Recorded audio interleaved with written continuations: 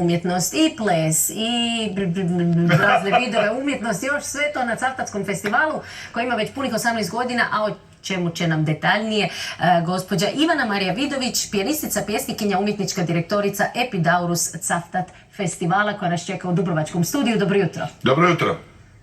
Dobro vam jutro svim gledateljima i vašem divnom studiju. I vaš studio nije loš, ali moram reći, Zlata je počela nabrajanje svih vaših djelatnosti, pa toga dosta ima, a nešto je sigurno još i preskočila. Prvo pitanje, kako sve to stignete? Pa to se i sama pitam često, ali kad se nešto voli, uistinu nije teško stizati, jer te nosi strast, jer te nosi neka vrsta misijskog nagona. Evo, stiže se. Jeste Dubrovkinja ili Cavtajka? Dubrovkinja, fetiva, rekli bi u gradu. Dobro, dobro. 18 A sa godina cavtatskim, Recite. izvolite, sa cavtatskim korijenima po maminoj majci, po mojoj noni, baki, sam, eto, nekako Cavtajka baš u srcu i jako volim to mjesto. Rasla sam u Cavtatu uz mojega nona i tako da sam vezana jako za Cavtatsku valu, za more i za ljepotu.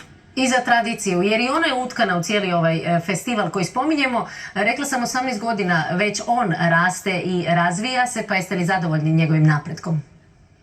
Pa evo, moglo bi se reći da smo baš punoljetni i ove godine je 19. edicija, zapravo 18 ih divno odrađenih.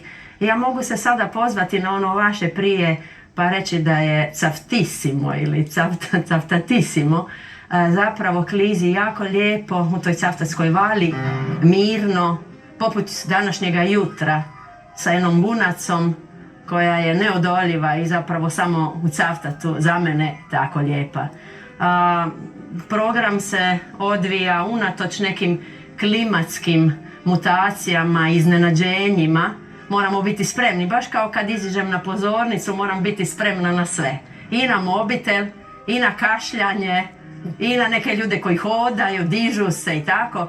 Nije lako jer se mora u trenu čovjek snaći, iznaći rješenje, što nije često lako. Ali evo, otvorili smo uz prekrasnu vokalnu skupinu, vokalne perfekcije talijanske, Mezzotono, iz Pulje, iz Barija.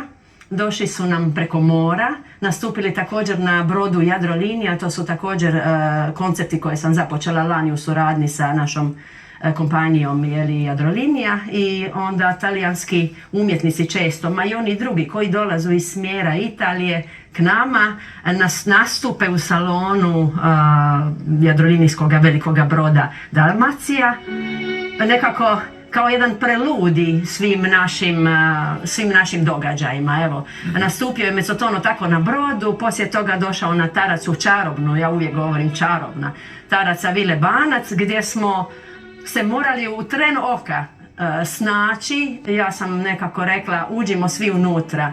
I moram priznat da mi je ovo jedno od najdražih otvorenja, zaista. I nikad ne znamo što se dogodi. Ali nekoliko riječi